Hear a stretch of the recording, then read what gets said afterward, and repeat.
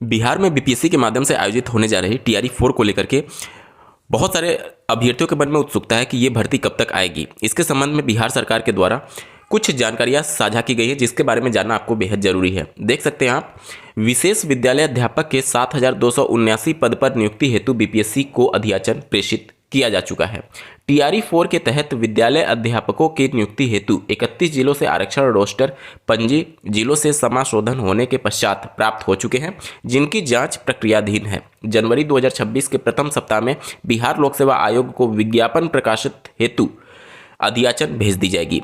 तो सरकार का ये कहना है कि जनवरी के प्रथम सप्ताह में विज्ञापन के लिए टोटल सभी जिलों से अधियाचन भेज दिया जाएगा। उसके बाद बीपीएससी उस पर काम करेगा और उसका नोटिफिकेशन जल्द जारी किया जा सकता है। इसी के बीच सक्षमता परीक्षा को लेकर के बिहार राज्य सरकार के द्वारा ये सूचना दी गई है। देख सकते हैं आप, बिहार विद्यालय परीक्षा समिति द्वारा आयोजित अभी तक 4 चरणों में स्थानीय निकाय शिक्षक सक्षमता परीक्षा आयोजित की गई है, जिसमें कुल 3,19,747 परीक्षा शिक्षक अभ्यर्थी सम्मिलित हुए। कुल 2,66,786 शिक्षक अभ्यर्थी सफल घोषित किए गए हैं। सक्षमता परीक्षा के लिए जो अंतिम मतलब 5वां चरण जो होगा, ऑनलाइन आवेदन दिनांक 31 दिसंबर से 9 जनवरी 2026 के बीच भरा जाएगा। तो जो सक्षमता परीक्षा 5 है वो 31 दिसंबर 2025 से आवेदन लिए जाएंगे और 9 जनवरी 2026 तक आवेदन भरे जाएंगे। इसके संबंध में आप न्यूज आर्टिकल भी देख पा रहे होंगे। शिक्षा मंत्री ने कहा रिक्त 25,000 से कम नहीं होगी भर्ती। तो यहाँ पर देख सकते हैं चतुर्थ चरण की शिक्षक भर्ती प्रक्रिया जनवरी से।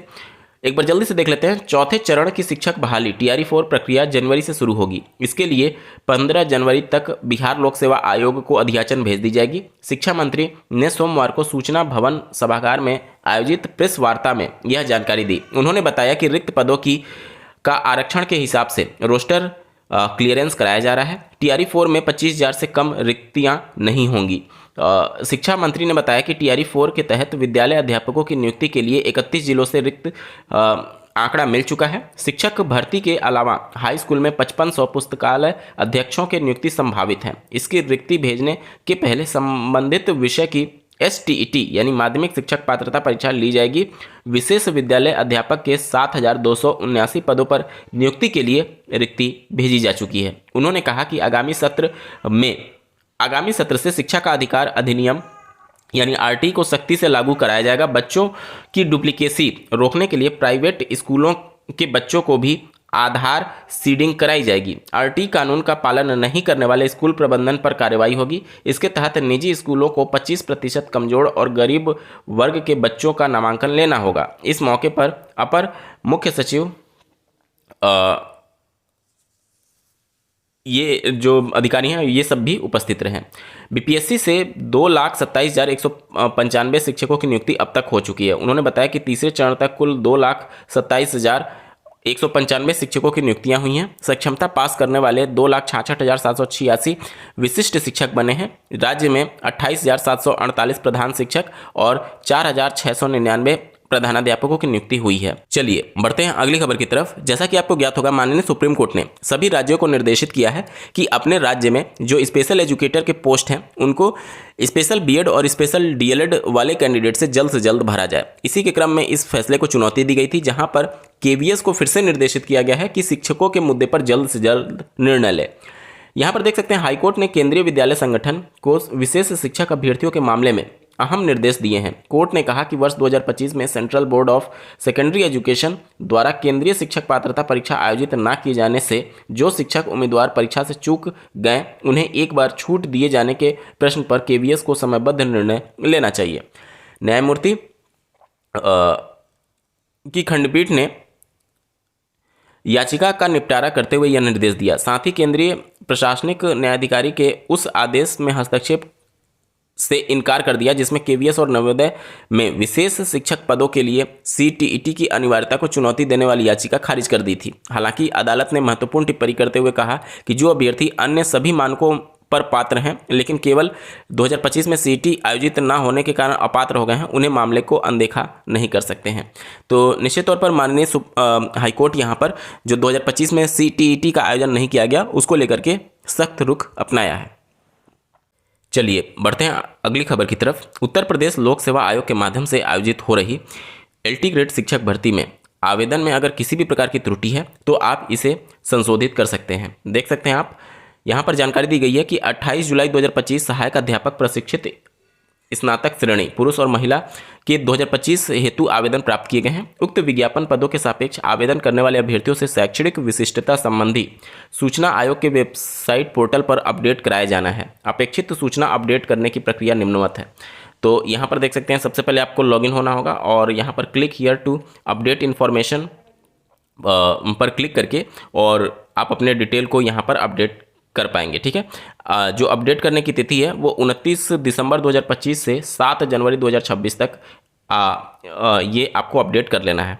ठीक है, चलिए बढ़ते हैं अगली खबर की तरफ। उत्तर प्रदेश पुलिस आरक्षी और जेल वार्डर भर्ती परीक्षा की जो नियमावली है वो पूरी तरीके से बदल दी गई है। पहले यहाँ पर निगेटिव मार्किंग हुआ करता था, अब निगेटिव मार्किंग हटा दिया गया है। एक बार जल्दी से देख लेते हैं। प्रदेश सरकार ने पुलिस आरक्षी व जेल वार्डर की भर्ती परीक्षा में निगेटिव मार्किंग की व्यवस्था खत्म कर दी है।